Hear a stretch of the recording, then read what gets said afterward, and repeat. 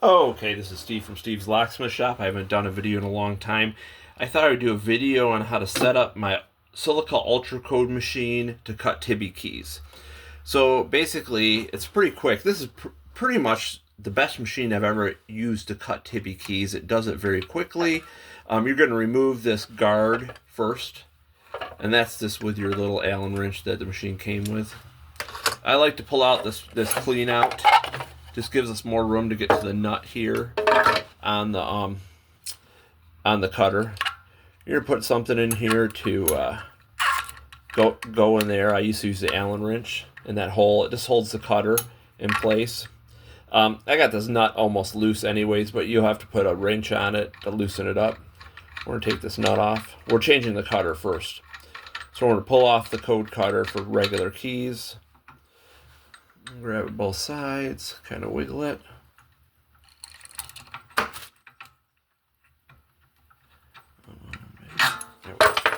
There we go. And then we'll grab the Tibbe cutter. So this is the Tibbe cutter. I'm going to give you the number on it. Okay, so I ordered this off of eBay, and it's a Chinese-made one, I think. Up at the top it says JINGJIU. And then down here it says 64.6 by 6.53 by 2.4 by 70T. Okay, so that's the number you're going to look up in order to change your machine over to a Tibbe machine. You're going to put your Allen wrench back in that hole to hold it into place. And it's reverse thread on the nut. So you just got to get it hand tight because it's going to tighten itself up. We're going to put that guard back on. I'm going to put the tray back in. Little cutter tray. Put this guard back on. So you have to order a jig to hold the Tibbe keys. So pretty much in the US, if you're either going to cut an older Jaguar key or a older Ford Transit, like a 2013, 2012 Ford Transit, and that's what we mean by Tibbe keys. It has these angle cuts on this weird key. The jig you're going to be using is called a B2 jig, and it's for the Silica Ultra Code machine. Okay, sorry about that. I had a customer come in. Let's see where I was at. So back to the jig. It's a B2. I found this on eBay. You'd have to watch eBay. One of the searches I type in is Ultra Code machine. It came from Australia. I don't think they make them anymore, but if you keep an eye out, you might be able to find one. Typically, the keys I like to use are the ones without the buttons.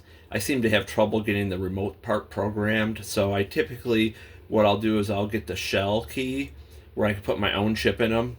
And then a lot of times I'll do is I'll clone the customer's chip when he comes into the shop, and I'll put it in here. Or I could put just a regular Ford chip in there, and then if the customer loses all the keys, we could add it to the memory.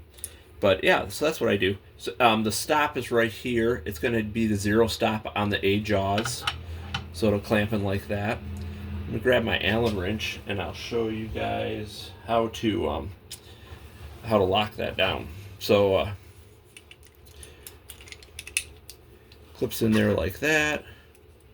Going with your Allen wrench, you're going to tighten down the key. Okay. Once the key's tightened down, if you look at the top of it, see if I can get that in there. There's a 1 position, 2 position. Has really nice, real distinctive clicks. So when you're cutting it, you definitely could hear it good. Okay. So let's fire up this machine. Let's put the clamp in, go to the 0 stop, tighten it down. Okay. So right now we're on the 1 position. If you click it to the left, you can hear the click. 2, 3, 4. Go back to 1. Okay. So you could go up to the top of the machine and look down to make sure you're on 1. There's a little groove and you can see it. But I really don't listen to that. So as far as what you're going to type into your Ultra Code machine to get this, your card number for the Ilco cards is going to be 220. So we're going to go to cut by card, enter, enter card number, enter, 220, 0, enter. Okay, it pulls up, and now there's going to be 6 cuts. So it's 1 through 4. So we'll just do, now this is a use key, but I'll just do an example. So we'll do 1, 2, 3, 4, 1, 2. So we got 1, 2, 3, 4, 1, 2. Okay, so we'll hit enter. Okay, it says side 1, angle 1. Okay, and we're gonna hit start. We're on side 1, angle 1, so we'll hit start.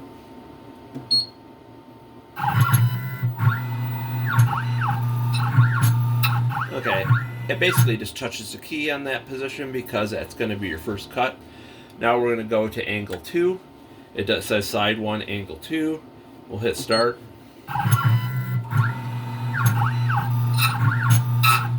Oh, okay.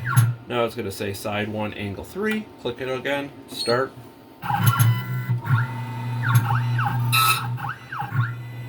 Now we're just going to say side 1, angle 4. I'm going to click it one more. We're going to hit start.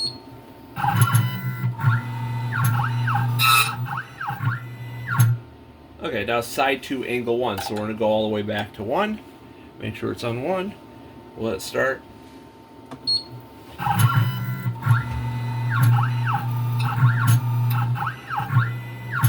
And we're going to hit side 2, angle 2.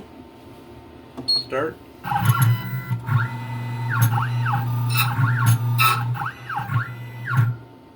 Side 2, angle 3.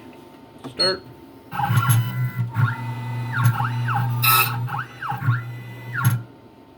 Side 2, angle 4. Start.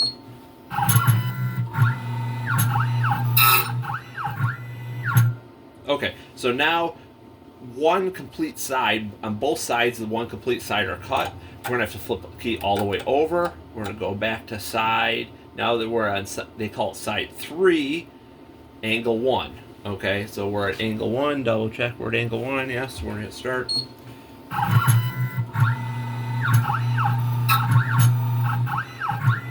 And we're side 3, angle 2.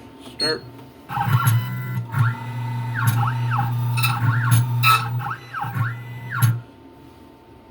Angle 3. Start.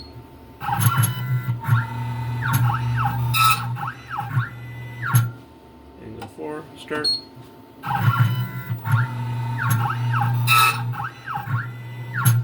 And we'll go back to side 4, angle 1. Start.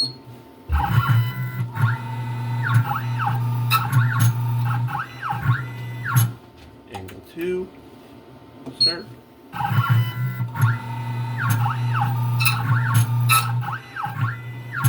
Angle 3. Start. We're on side 4. This is the last cut. And we're going to do angle 4.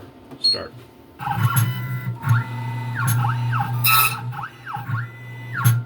Okay. So it says one copy finished. All 4 sides of the Tibbe key have been cut to the code we selected. We're going to flip it all the way over so we can get to the angle, to the Allen wrench to release the key. It'll help if I have the right size Allen wrench. Okay, there we go. We'll release the Tibbe key that we just cut. And that's the one we just cut. So you got side 1, side 2, flip the key over, side 3, side 4. For Tibbe keys, this is actually quick, the way this machine works. Anyways, if you could find this, if you have this machine, I just wanted to do a rundown on what you have to do to actually cut a Tibbe key on this machine. And hopefully this helps someone. And I might use it for a reference down the road just in case I forget. Because this is not very common. I do these anymore.